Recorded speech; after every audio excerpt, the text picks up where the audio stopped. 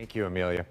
Well, there was a forum held by the NAACP, and it became emotional. The discussion was about police pursuits that sometimes lead to fatalities. Now, this morning, the discussion is about solutions. And Fox 2's Chris Regnier live near downtown St. Louis to explain what they came up with at this meeting. Chris.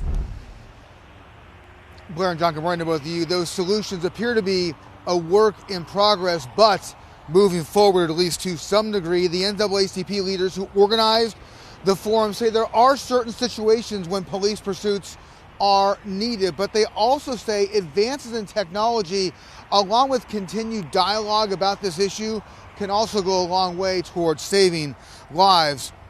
Take a look at the town hall meeting last night. It was held up at the Omega Center in North St. Louis. Authorities hearing from emotional residents, some of whom have lost loved ones because of police chases.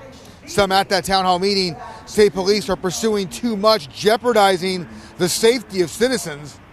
St. Louis County Police Chief Ken Gregory was at that meeting. He says ending police pursuits is really not an option here, but that county police will only pursue if a felony is involved.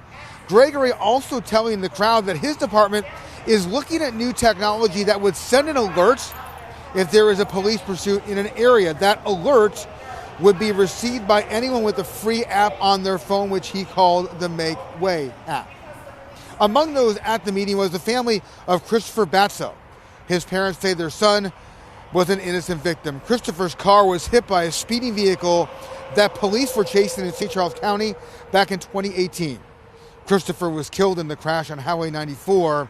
Here is some of what Chief Gregory said along with Christopher's mother.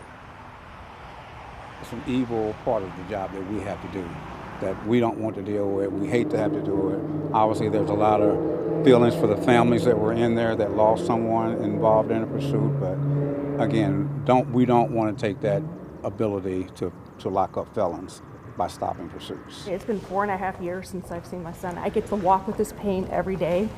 I don't want another mother to know this pain.